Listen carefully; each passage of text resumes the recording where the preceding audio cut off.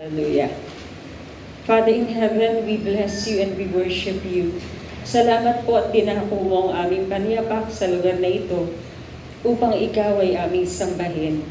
Lord, i-focus mo po yung aming isip, yung aming puso sa iyo. Dahil naririto kami ngayon para ikaw ay sambahin, para ikaw ay bigyan ng kaluguran. Enable us, Lord, na masamba ka namin sa Espiritu at sa katotohanan. At pagpalain mo rin po ang iyong mga salita na aming pag-aaralan ngayon. May this bring glory to you at nawa, Lord, matanim ito sa matabang lupa. Gawin mo pong good soil ang aming buhay upang ikaw ay malugod at mabigyan ng kaluguran sa aming buhay. We commit to you, Father, this day and this teaching of your word. In Jesus' name we pray. Amen and amen. Thank you, Lord. You may take your seat. So, ang topic po natin ngayon is about the God who restores. Ang bilis ng panahon. Ngayon ay January 31 na. Bukas, February na. So, napakabilis. Sabi po sa 2 Timothy 3, 1-5. Sundan niyo na lang po ako sa inyong Tagalog na Bible. But understand this, that in the last days, there will come times of difficulty, where people will be lovers of self, lovers of money, proud, arrogant, abusive, disobedient to their parents, ungrateful, unholy, heartless, unappeasable, slanderous, without self-control, brutal, unloving, good, treacherous, reckless, swollen with conceit, lovers of pleasure rather than lovers of God, having the appearance of godliness but denying its power. Avoid such people. Yung ating pong panahon ay last days na. Huling mga araw na. Ibig sabihin, malapit na matapos. We don't know when. Kasi kay Lord, ang isang araw ay katulad, ang isang araw is like 1,000 years. And 1,000 years is like a day. Alam niyo po ba na ang Diyos ay hindi natin katulad? Tayo ay nasa loob ng oras. Ang Diyos ay nasa labas ng oras. Siya ang lumikha ng oras. Ano yun? Hindi natin talaga eksaktong maintindihan. Hindi siya kasama sa tinatawag nating oras. Tayo ay pa-forward. Umiidad tayo at hindi natin pwedeng ibalik ang nakaraan. But God can be in the past, in the present, and in the future. Yun siya walang boundary sa Diyos. Pero tayo, meron. Ang tawag sa ating time is linear time. Padiretso lang tayo Hindi tayo pwedeng umatras yung mga nagawa natin na decisions na mali. We cannot undo those things. Hindi natin pwedeng baguhin, balik tayo sa nakaraan. Hindi pwede yun.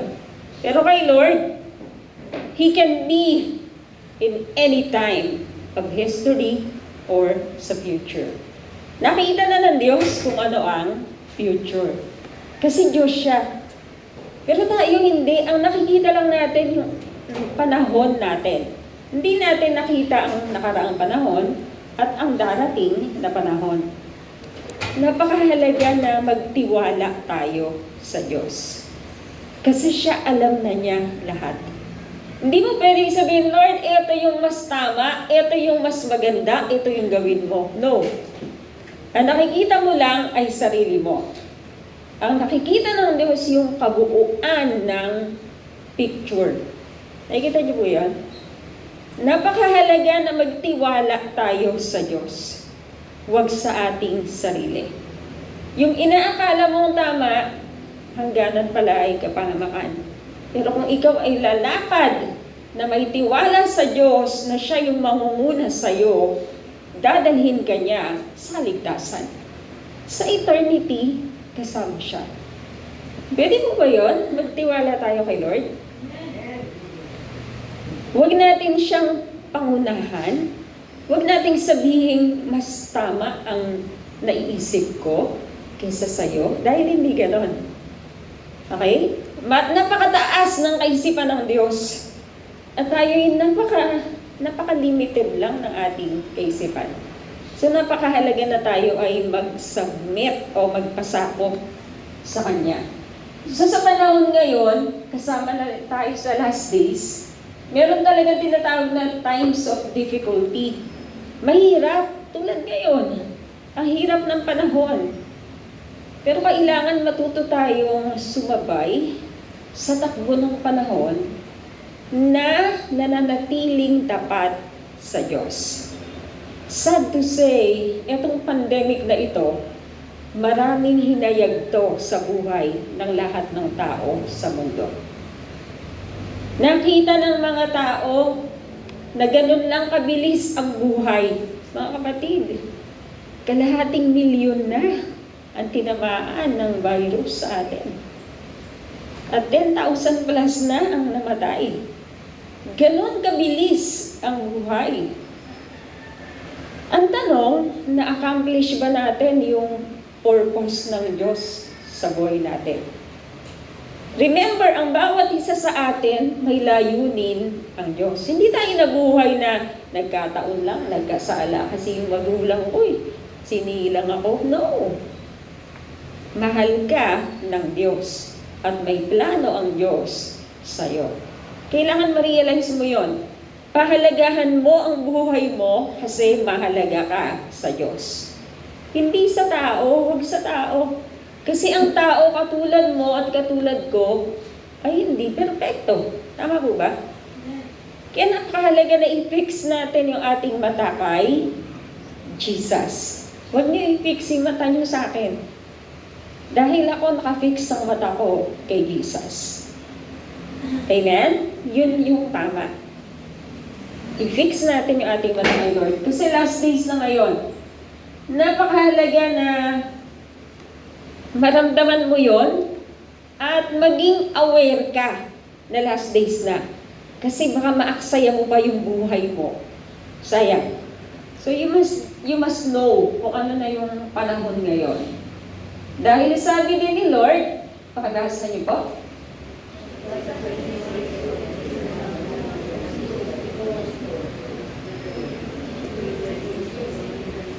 Okay.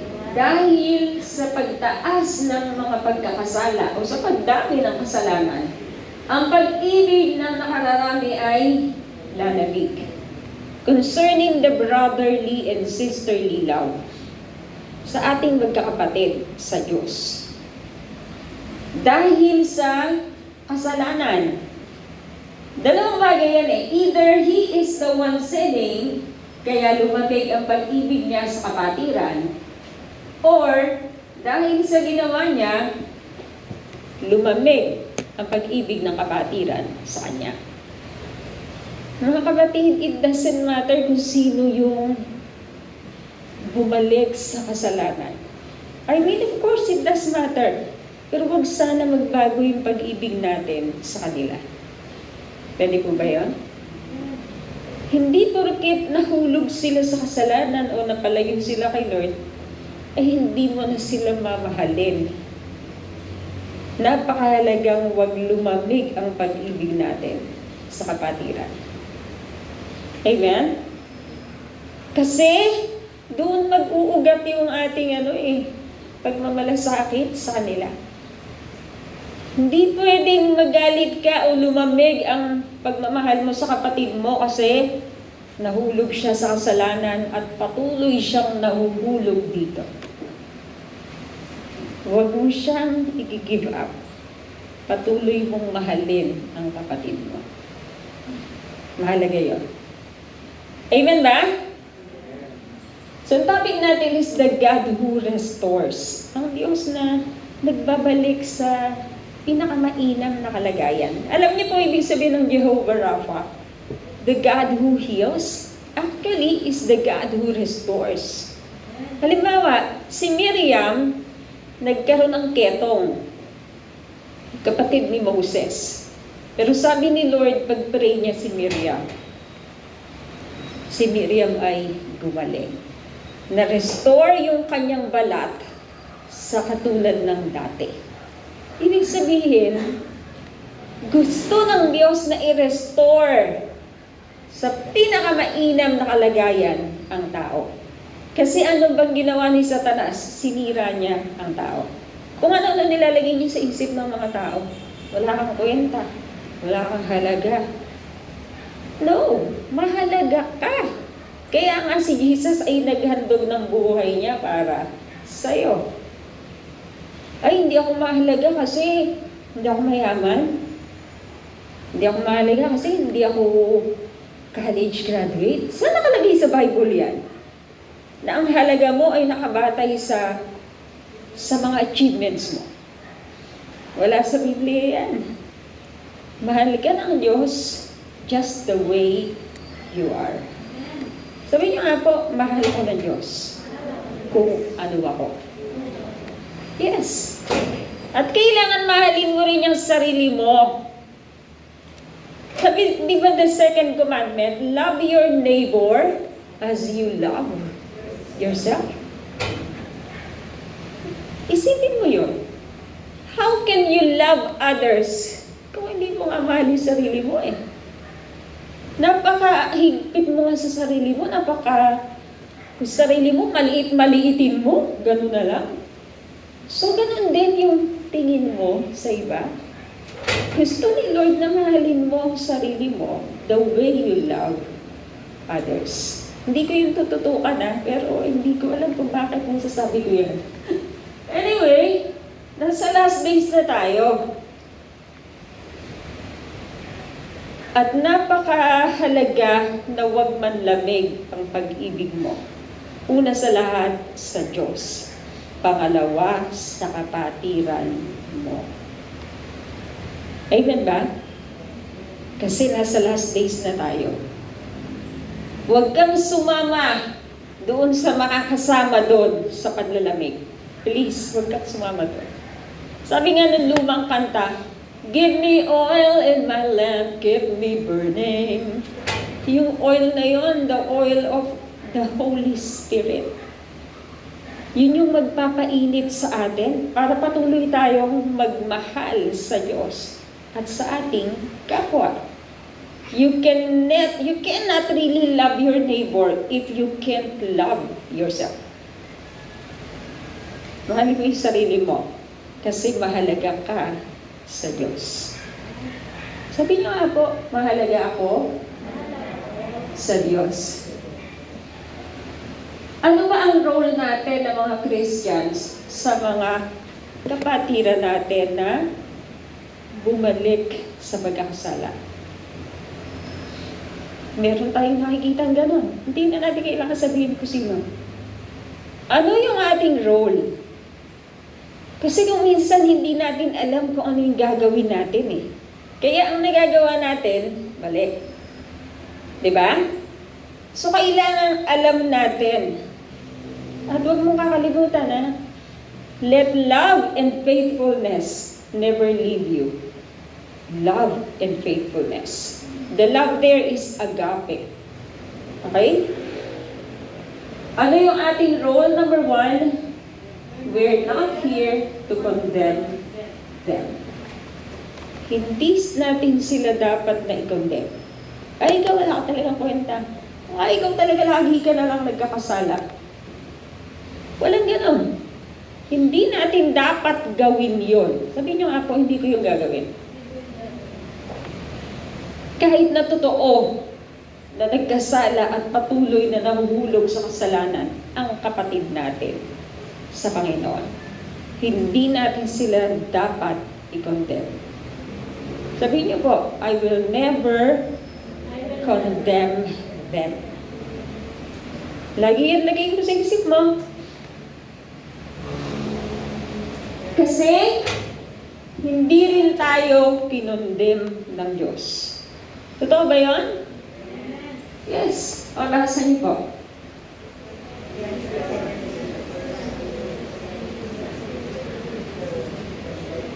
John 3:17. Sapagkat isinugo ng Diyos ang kanyang anak dito sa mundo Hindi para husgahan ang mundo, kundi upang iligtas ito sa pamamagitan niya. Kung si God, hindi tayo kinondemn. Kasi alam niyo, kung i-judge na tayo ng Diyos, wala nang mundo. Masusunog na tong mundong to. Agad-agad. Bubungguin na to ng araw o malalaglag na dito ang mga bituin. Wasak na to agad. Tapos ang buhay. Pero hindi ganoon eh. Kasi mahal tayo ng Diyos. Binibigyan niya tayo ng pagkakataon na makabalik sa Kanya. Sabihin niyo po, mahal ako ng Diyos. Sabihin mo rin sa katabi mo, mahal ka ng Diyos. Huwag mo kakalimutan yan. Yung halaga mo ay nakabatay sa pag-ibig ng Diyos sa iyo. Yes, ako ganun ako. Mahalaga ako kasi mahal ako ng Diyos eh. At syempre, mahalaga rin yung mga kapatiran ko kasi mahal din sila ni Lord. It doesn't matter kung ano estado mo sa buhay. Amen? It doesn't matter kung hindi ka degree holder. Who cares? Mahalaga. Mahal ka ng Diyos. Kaya ka, mahalaga. Ganun nyo tignan yung ating buhay. Kasi lahat ng bagay dito sa mundo, maglilipas eh. Mawawala. Pero yung pag-ibig ng Diyos sa atin, kung talagang tinanggap natin, mananatili yan. Amen? So, hindi kinondem ng Diyos ang mundo. Tayo, ako. Hindi niya ako kinondem, kaya nga ako nakakilala sa Kanya. So, ganun din tayo lahat. Kaya tayo nandito, it's all because of God's love. Gusto kong ma-realize nyo yun. Kasi ang buhay nyo mananatiling parang hamster, paikot-ikot lang. Pag hindi mo alam ang halaga mo. Mahalaga ka sa Diyos, may purpose siya sa iyo, kaya ka nabubuhay. Yun yung tahaking mo. Doon ka lumakad. Kasi doon mo mas susumpungan yung worth mo. Hindi sa mga bagay dito sa mundo, kundi nasa Diyos. So kapag meron tayong nabalitaan o nakita na ang kapatid natin ay nahulog sa kasalanan, nakita natin na nabubuhay na siya ulit, worse pa than before, never condemn the person. Amen? Magkaroon ka ng sa sarili mo, magpasya ka. I will never condemn someone. Kasi never din akong kinondemn ng Diyos. Pwede mo ba yun? Let's, yan, akala ko nawala na naman eh. Literally, ganun-ganun mo na lang dyan ha. What else? Jesus Himself did not condemn the sinners. Jesus came, pumunta rito si Lord, hindi para hatulan ang makasalanan, kundi para hanapin at iligtas ito. Okay? Naalala niyo yung babae na nahuli, na nangangalunya? Sabi ng mga Pariseo, sabi sa batas, batuhin niyang babaeng yan, hanggang mamatay. Alam niyo, malaking tanong doon, nasaan yung kapartner niyan? Ba't yung babae lang? Prejudice. Meron ng prejudice noon eh. Yung babae lang ang dinala, caught in adultery. Siyempre yung lalaki din. Pero may prejudice. Pero, kinondem ba ni Jesus? Si Jesus holy? Walang kasalanan. Sinabi ba ni Jesus, alis, sige, pakuhimian. Ginanon ba ni Lord? No. Sabi ni Lord, diba, o sino man sa inyo ang walang kasalanan, siya ang unang kumuha ng bato at bumato sa babae niya. Obviously, lahat naman ay may kasalanan. So, mula doon sa matanda, yung matanda ang unang umalis, yung mga Pariseo, hanggang sa wala na natira, si Lord na lang ay babae. Sabi ni Lord, asan na sila? Meron bang nag-condemn sa'yo? Wala po. Ganun din ako, hindi kita i-condemn. Go and sin no more. Humayo ka na at huwag ka nang mamuhay sa kasalanan. Napakaganda ng attitude ni Lord. Pwede ba maging ganun din tayo? Lalo na sa mga mahal nating kapatiran. na minsan nang nakakilala sa Panginoon? Can we be merciful para sa kanila? Amen ba? Anong sabi sa Luke 19:10? Pagbasan niyo po.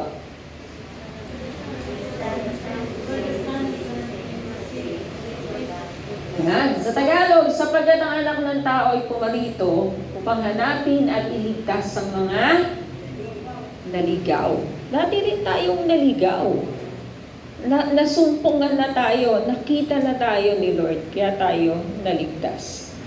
Yung mga kapatiran natin na naligaw ulit, huwag natin i-condemn. Mamaya malalaman pa natin kung ano yung ating dapat gawin. So ito yung kanina kinuwento ko. Ayan, tumayo si Lord, sabi niya, babae, asa na sila? Wala kang iisa ba na humatol sa'yo? Wala po, Ginoo. Sabi ni Lord, hindi rin kita hatulan. Go and sin no more. Pumayo ka na, doon ka na magkasala. Napakaganda, di ba? Napakaganda. Guriin mo, Diyos, na nagkatawang tao na walang kasalanan. Pwede niyang hatulan yun eh. Kasi wala siyang kasalanan, pero hindi niya hinatulan.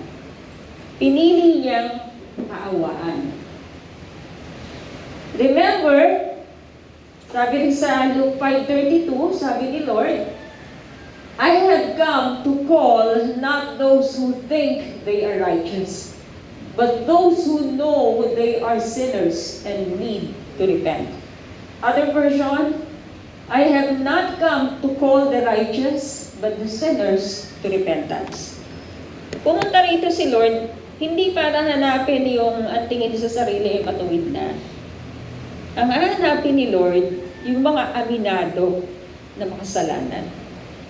At nangangailangang magsisi. Kaya tayo nandito kasi inamin natin na makasalanan tayo. At kinahabagan tayo ng Diyos. Nanampalataya tayo dahil narinig natin ang mabuting balita. At tayo ay kanyang niligtas. Therefore, we are not here also to condemn yung ating mga kapatiran, nor to judge them. Kasi ito yung sabi ng iba. Siguro, hindi talaga nakakilala yan kay Lord. Kaya tumalikod yan. Mga kapatid, we cannot say that. Well, kung talagang hindi mo siya nakakitaan na born again, hindi siya talaga na born again. Pero kung nakita mo siya, nakasama mo, naglilingkod sa Diyos, you cannot say na hindi niya nakilala ang Diyos. Tama? So, huwag natin silang husgahan. In the first place, hindi naman talaga natin basa yung puso ng tao. So kapag may nakita kang kapatiran mo na ngayon ay namumuhay sa kasalanan, sana maisip mo, hindi kita ikaw-condemn. Amen? Hindi kita ikaw-condemn. I will choose not to condemn you. Kasi si God, hindi ginawa yun. Hindi rin ginawa yun ni Lord Jesus, ang anak na Diyos. Reality is, there were some who love God. Yan. Meron talagang mga kapatiran na nagmamahal sa Diyos. Kaya lang, hindi nila nakayanan yung tukso o yung pagsubok na dumating sa buhay nila. Kaya sila nahulog sa kasalanan. So, hindi mo dapat sila i-condemn. That's the first thing you should do.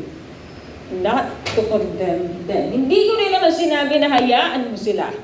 O ikaw din, magpatihulog ka din. Hindi. Kilala niyo po ako. Hindi ko po inaayunan o tinuturo na ikaw ay mabuhay sa kasalanan. Never. Napakahalaga na yung pananampalataya mo ay genuine. You obey God because your faith in God is genuine. Amen? Totoo.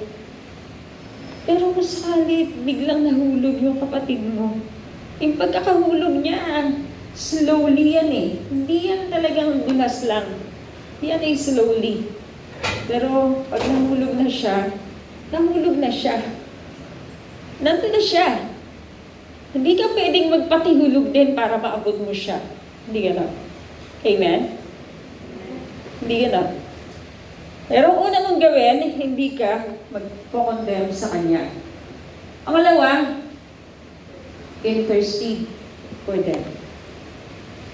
Kaya po yung bungad kanina is to love, yung love mo sa brethren mo, huwag mawawala. Kasi yun yung magtutulak sa'yo na mag-intercede para sa kanya. Kasi mahal mo siya eh. Pag wala kang pakialam sa tao, hindi mo kilala. Ano yung pakialam mo? Hindi mo kadugo. Pero tayo masigit pa sa kadugo. Magkapatid tayo sa Espiritu.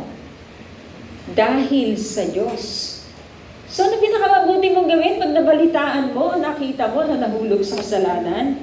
Kapatid mo, huwag mo siya i-condemn. Pangalawa, intercede for them. For him or for her.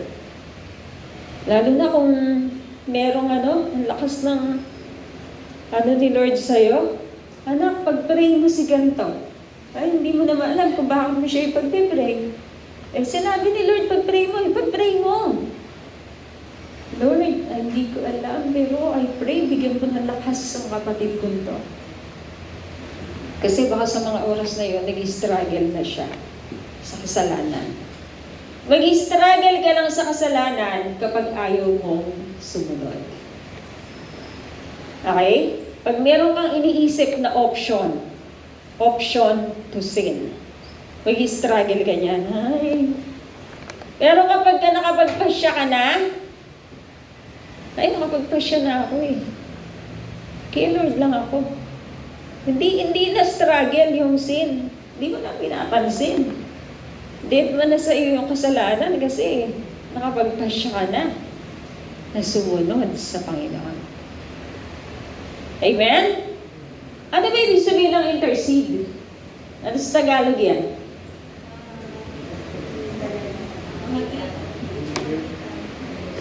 Panalangin mo para mamamagitan ka sa Kanya. Para sa Diyos. Ikaw ay magiging in between God, you, and your brother or sister. Ikaw yung parang sa pagitan nila. For God, bakit ka mag-intercede? For God to have mercy on them again and to call them back to repentance. Pag i-pray mo, Lord, kahabagan mo po muli ang aking kapatid. Bigyan mo po siya ulit ng pagkakataon na manumbalik sa iyo. Pwede mo ba yun?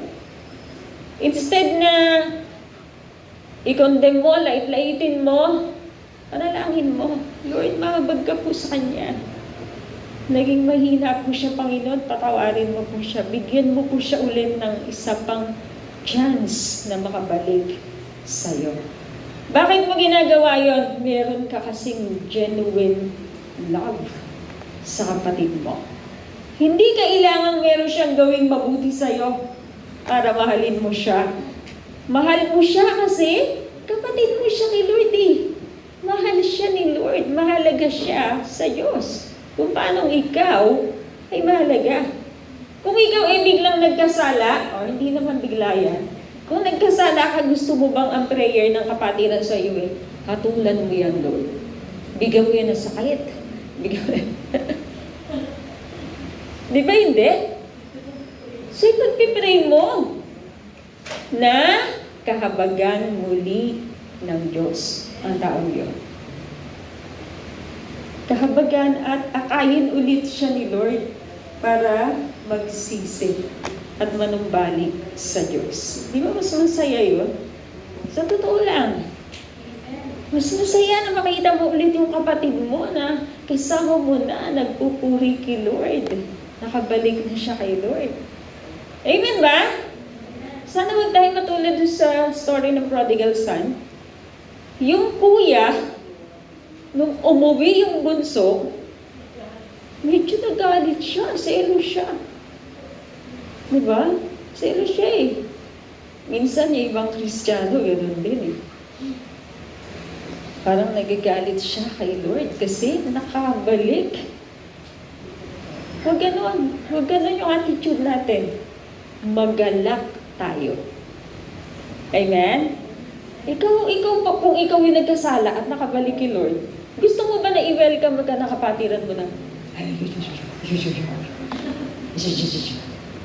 O ano ng mga Di, maganda. Oh, thank you, Lord. You are welcome here. Salamat kay Lord na kabalikan mo sa Kanya. Amen ba? Amen ba? Hallelujah. Sige ba, palakpakan natin si Lord. Napakahalaga niyan. So, mag-intercede tayo na sila ay kahabagan ulit ni Lord at makapagsisimuli. Bakit? Kasi most of them are ashamed to even pray to God. Alam niyo po yan? Pag makakausap mo, kapatira na nagkasala, minsan ayaw na niya mag-pray kasi nahihiya na siya kay Lord eh.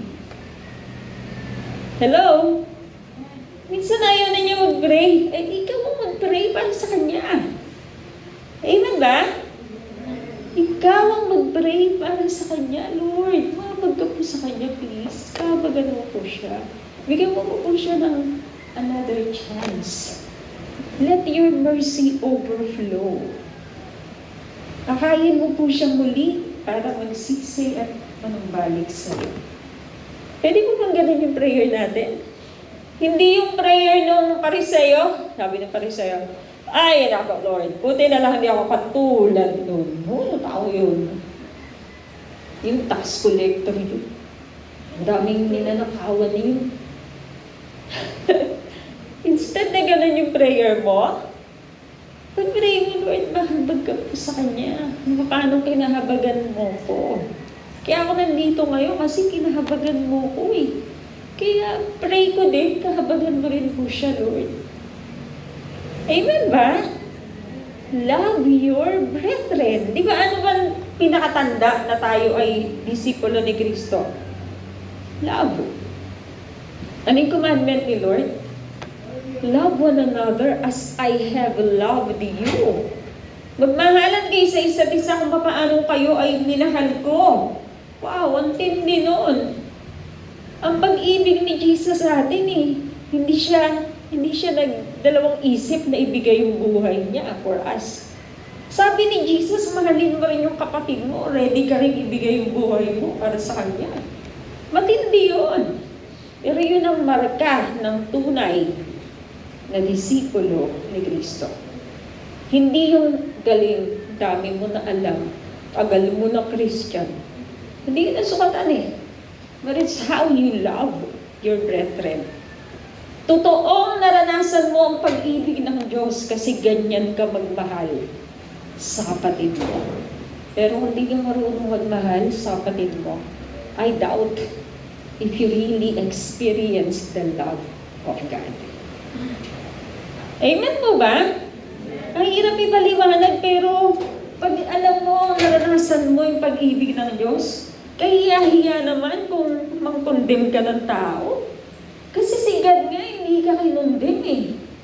Kung talagang naintindihan mo yung pag-ibig ng Diyos, sana unawain mo yan. Ba, one time, mag-meditate ka, John 3:16. Wow, mantindi naman ang pag-ibig mo, Lord. Kasi di ba tayo minsan kapag may nagawang masama sa atin yung tao o tinitigan tayo ng masama, ayaw mo nang makakita. Wala pa sinasabi sa'yo, natitigan ka na ng masama. Ayaw mo na, galit ka na. Diba? Pero si Lord, ang dami na nating kasamaan na nagawa sa Kanya. Pero ano sinukuli niya? Anak, mahal kita. Gusto kong maligtas ka at makabalik ka sa akin. Kung totoong naranasan mo yung pag-ibig ng Diyos, huwag ka rin magsawang mahalin ang kapatid mo. Kasi hindi nagsasawa ang Diyos na mahalin ka. Amen po ba? Remember, yung tao na pinatawad sa pagkakautang niya, alam niyo yung parable na yan? Pinatawad siya nung kanyang Panginoon sa pagkakautang niyang malaking pera. Let's say, 1 million. Pinatawad siya kasi humingi siya ng tawad. Tapos may tao may utang sa kanya ng 10,000. Ayaw niyang patawarin, pinakulong niya. Natuwa ba yung kanyang Panginoon? Hindi. Ayaw mo magpatawad sa pakaliit na utang na yan? Pinatawad niya kita sa napakalaking utang mo? Anong ginawa? Siya, halika, kukulong din kita. Kung paano mo tinrato ang kapwa mo, ganun ka rin itatrato ng Diyos. Pagpatawad ka, mahalin mo ang kapwa mo kasi mahalin ka ng Diyos. Pwede mo ba yun? So, mag-intercede tayo for them kasi most of them ayaw nang mag-pray. Ayaw na mag-pray kasi nahihiya lumapit kay Lord. So, tayo ang lalapit kay Lord para sa kanila. Pwede mo bang gawin yon? Meron ka na bang naiisip kung sino pwede mong intercede? Gusto mo ibulong ko sa'yo? Tumingin ka na sa paligid mo. Mag-check ka. Be observant. Pag-pray mo yung mga hindi mo na nakikita. Okay? Pag-pray mo sila. Kasi baka dumadaan sila sa matinik na daan ngayon. O kaya naman baka sila nahulog na sa malalim na kumunoy. Kaya kailangan mag-intercede ka para sa kanila. Kasi minsan ka rin nilang pinanalangin nung ikaw ay nahulog din. Naintindihan niyo po yan? Sino pa bang magmamahalan dito kung di tayo? Kasi tayo yung magkakakilala. Tayo yung pinagsama-sama ni Lord dito sa Daddy. That's why we love one another. Hindi man sinasabi sa iyo everyday na mahal ka niya. The fact na kasama ka sa prayer niya shows na mahal ka niya. Amen po ba? So sana pahalagahan mo yun. Hindi mo kailangan bayaran yung tao para ipag-pray ka. Kung sa kanya pinagpe-pray kasi mahal ka niya. Ano pa? Bakit kailangan siya intercede? They are ashamed to talk to the brethren for fear of rejection and condemnation. Minsan gusto rin nilang makipag-usap pero natatakot sila eh. Baka i-condemn lang ako nito. Kaya nilang makipag-usap. Pero may magagawa ka. Pag-pray mo sila. Kung lalapit siya sa'yo, very good. Mas makakapag-minister ka. Nawa, bigyan ng Diyos ng time para ma-follow up mo constantly. Kasi itong pandemic na to, minsan kahit na gusto mong puntahan yung kapatiran mo, personally, di mo magawa. Kaya panalangin nyo na nawa, maging effective na yung vaccines. Para makapagbisita na ulit tayo. Makapag-evangelism na ulit. So, intercede. Bakit ba mahalaga yan? Dahil nakasulat sa Biblia, 1 Timothy 2:1, I urge you, first of all, to pray for all people. Ginagawa niyo po ba yan? Pinagpipray niyo ba buong mundo? O di ba nung nagka-pandemic, natuto ka mag-pray? Natuto mo ipag-pray yung buong mundo? So, may blessing pa din. Natuto kang mag-intercede. Pinagpipray mo ang mga tao na may COVID na pagalingin na ni Lord. Nanawa maging effective na yung vaccines para lahat ng tao, pag naturo ka noon, hindi mamatay. Hindi mabuhay. At maging protected sa virus. Amen po ba? Nagkaroon ka ng concern sa ibang tao kahit di mo sila kilala. Kalooban ni Lord yun na gawin natin. Hindi pag magpipray ka, bless me, Lord. Laging sarili mo pinipray mo. Hindi. Dapat nagpipray ka para sa iba. Ask God to help them. Intercede on their behalf. And give thanks for them. So, mag-intercede tayo. Mag-intercede ka. Sabihin nyo nga po, mag-i-intercede. Ako. Okay, wag yung, pag-pray niyo ako, pag-pray niyo ako. Pero hindi ka naman nagpe-pray. Pray for one another. Yun yung tama. Pag-pray kita, pero sana naman, malala mo din ako ipag-pray kay Lord. Amen?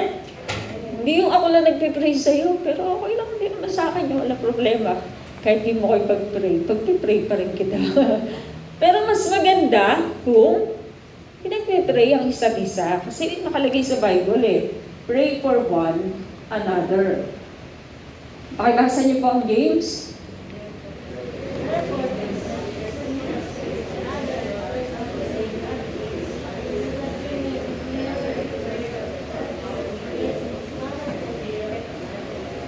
Okay, pray for each other. Yan. Pray for one another. Hindi yun lagi sabihin niyo, Pastora, pag-pray mo to. Ay, Pastora niyo, pinag-pray niyo ba? Anyway, napakahalaga na ipanalangin natin ang isa't isa. Kung pwede nga doon sa ating live streaming, sulat niyo doon yung mga prayer request niyo para talagang maisama natin sa oras na yun. Okay? Every Thursday po meron tayong live streaming. Prayer meeting sa ating DAD account. So, kasi ang panalangin ng matuwid ay powerful and effective. Meron tayong kumbaga access kay Lord. Kung yung kapatid natin naputol yung access niya because of sin, tayo ang mananalangin para sa Kanya. Amen ba? Meron kasi tayong connection sa Diyos. Hindi naputol yung connection natin. Kaya pag nag-pray tayo kay Lord, dinirinig tayo ni Lord. Hindi dahil sa matuwid tayo, sarili natin. Naging matuwid tayo dahil kay Jesus, by faith in Him. So, pwede niyo po bang gawin yon na ipanalangin sila? Lalo na kung ang mga sila na yon ay kamag-anak mo.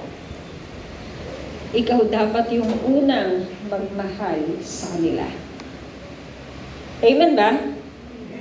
Never na santabi mo sila kung sila ay nasa loob ng pamilya mo.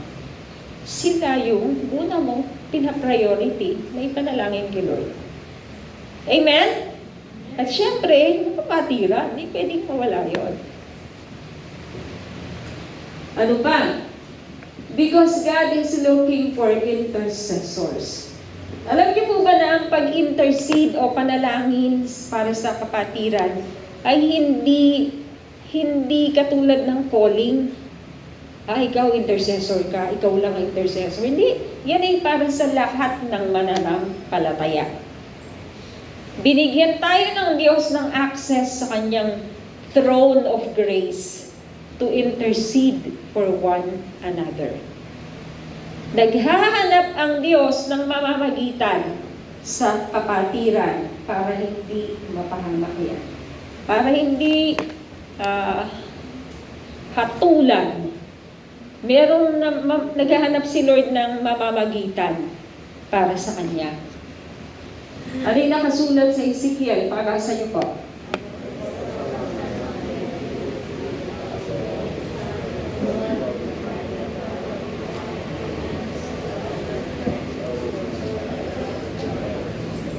Sabi ni Lord kay Ezekiel, naghahanap ako ng tao doon sa kalagitnaan nila na magsisilbing tulay o mamamagitan para sa kanila. Para hindi ko wasakin yung bayan na yan.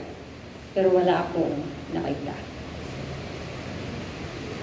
May mga kapatiran na hindi pa bumabagsak ang judgment sa kanila. Because we pray for them.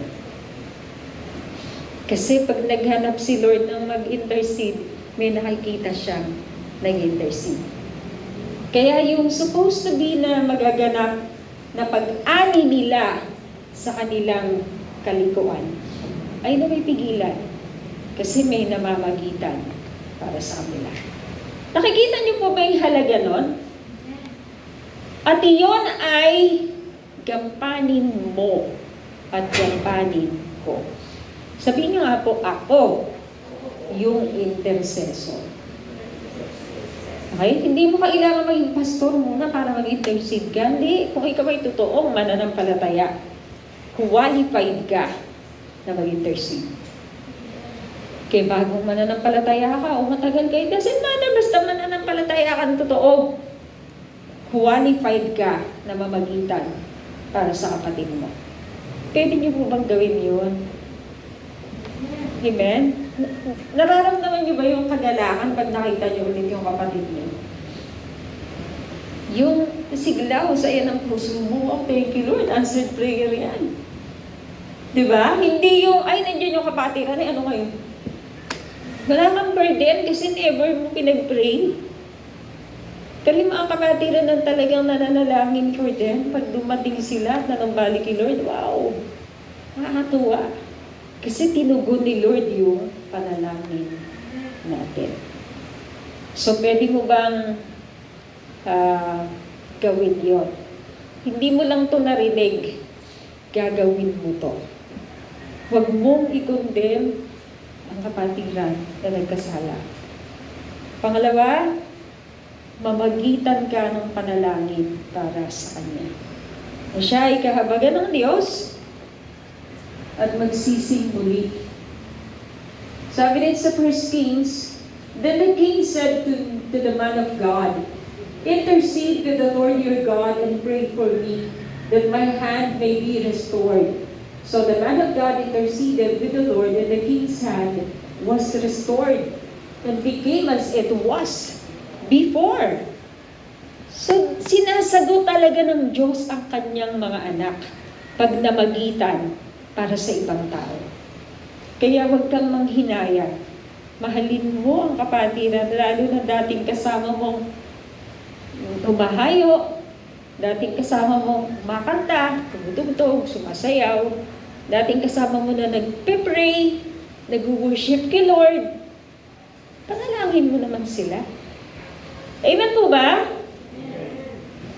Magkaroon ka ng totoong pagmamahal sa kanila. Kaya may nagawa silang mabuti sa'yo o wala.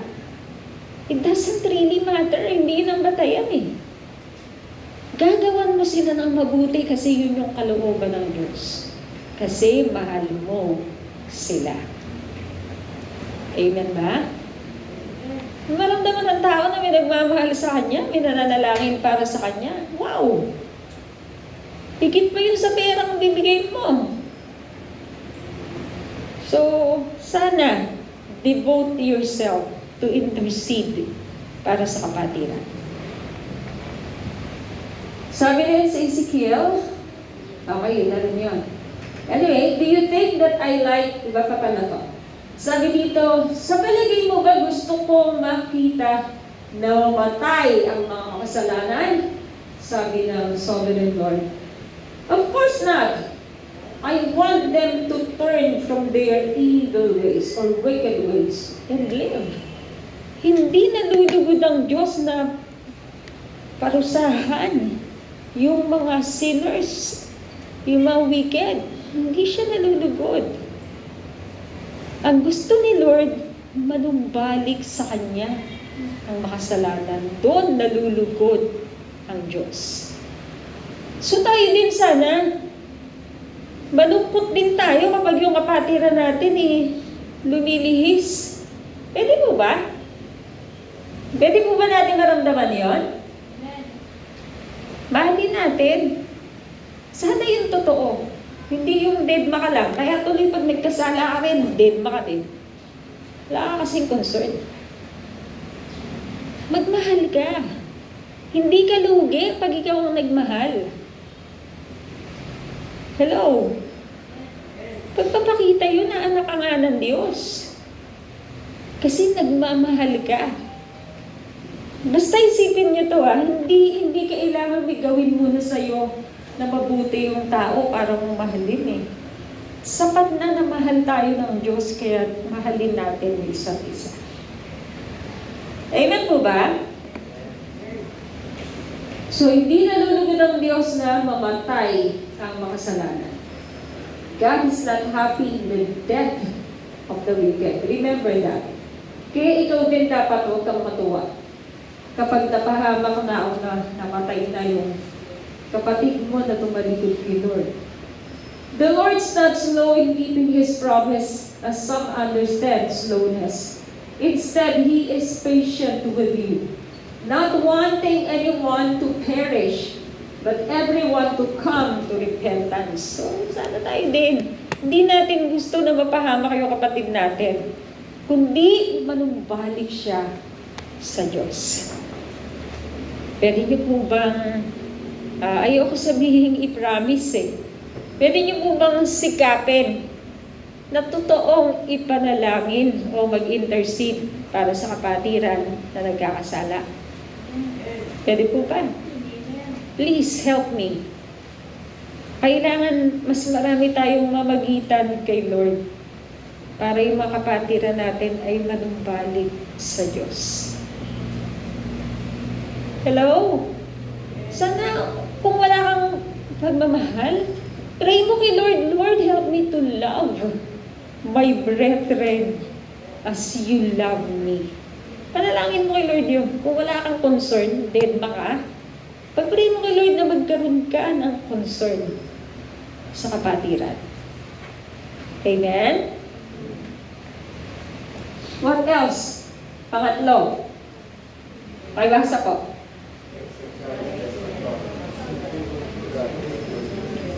So yung una, huwag mong i-condemn. Pangalawa, intercede mo sila. Pangatlo, encourage mo sila na bumalik sa Diyos. Magsisi.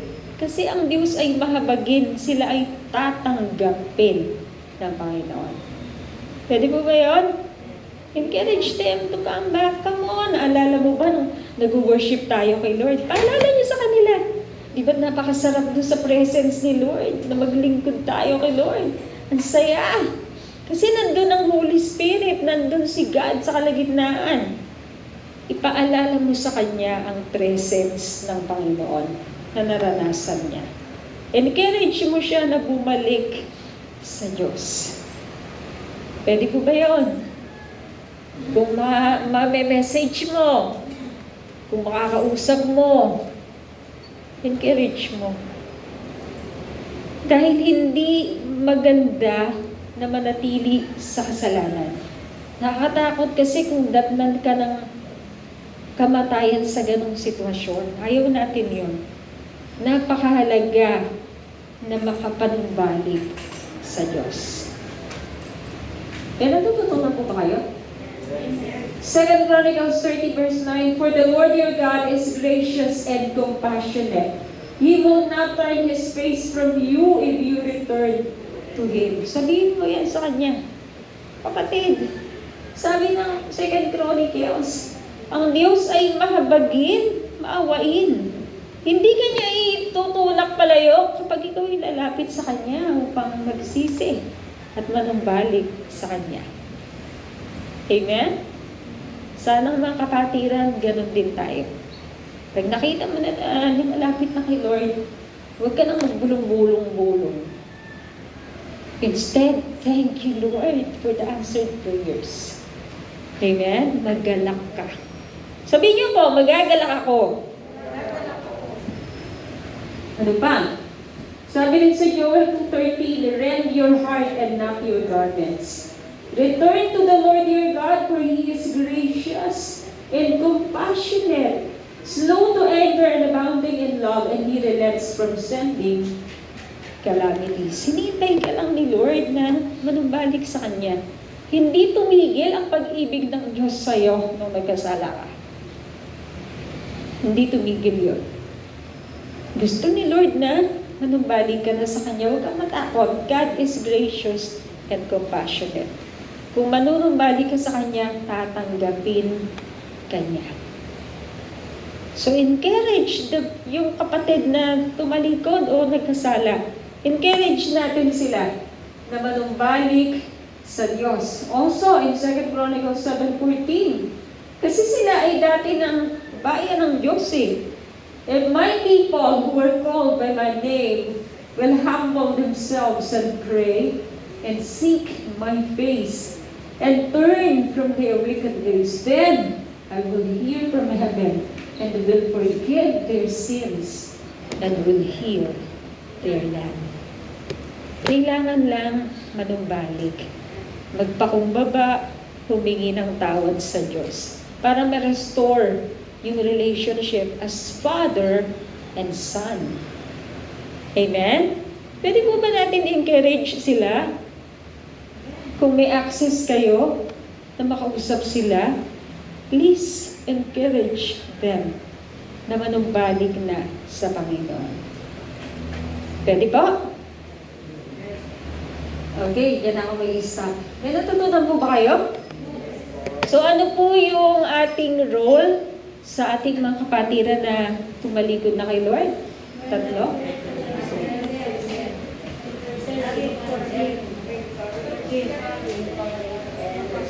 Okay. Sabihin niyo po, gagawin ko yan. Okay? Do not condemn. Tumayo po tayo. Thank you, Lord. Let us close yung ating pag-aaral at i-ready na rin yung ating communion. Father in heaven, nagpapakumbaba po kami sa iyo. Salamat po sa iyong mga salita, Ama. Nawa po, matanim ito sa aming puso. Lord, bigyan mo po ng genuine love ang bawat isa para sa kapatiran. Alisin mo, Lord, yung deadma attitude. Nawa kung paano kami ay minahal mo, mahalin din namin ang aming mga kapatiran. Kung sila man ay napalayo, Lord, help us not to condemn them, kundi i-intercede sila na manumbalik sa iyo at kahabagan mo, Lord. And to encourage them, help us, Father, na hindi lang namin narinig ito, kundi gawin namin. Mag-take kami ng effort para gawin ito sa aming mga minamahal na kapatid. At alam ko, Lord, that you are the God who answer our prayers. Sabi mo po, whatever we ask in prayer, believe that we receive them, and we shall have them. So Lord, tinataas po namin sa iyo yung mga kapatid nga namin, Ama, na nagkasala at nahulog sa kasalanan at patuloy na naroon sa estado na yon. We pray for your mercy and grace to overflow in them. Sabi po sa iyong salita, where sin abounds, grace abounds even more. We ask for your abundant grace and compassion for them. Bigyan mo po sila ng isa pang pagkakataon, Lord, na manumbalik po sa iyo. Lead them to repentance. Lead them back to your presence, Lord. Ama, basbasan mo po ang bawat isa na naririto ngayon na nakarinig ng mensaheng ito. Empower us by your Holy Spirit na kami yung maging bibig mo. Kami yung maging ambassador mo para sa kanila.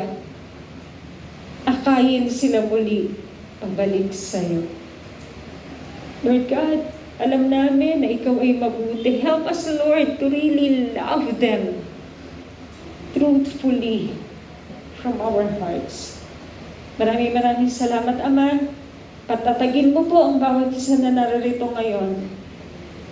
Hayaan mo pong maging mga lingkod mo nga kami, maging mga disciples mo nga kami, na gawin namin yung gusto mong nagawin namin. Maraming salamat, Ama. We give you all the glory, all the honor, and all the praises. In Jesus' name we pray. Amen.